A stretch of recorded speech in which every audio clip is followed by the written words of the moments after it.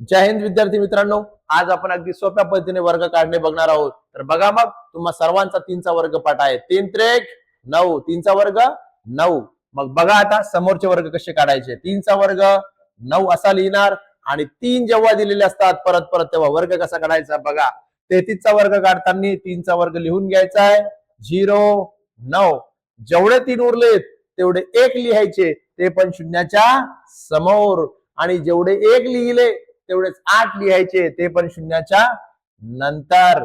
झालाय 33चा वर्ग 1089. तर बघा पुढचं उदाहरण 333चा वर्ग. 3चा वर्ग काढायचा आहे 0 9 लिहिलेत.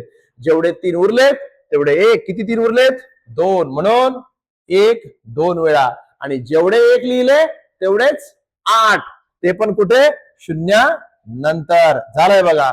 आता समोरचे 2 उदाहरणं तुम्हाला सोडवायचे आणि उत्तर कमेंट मध्ये टाकायचे. धन्यवाद.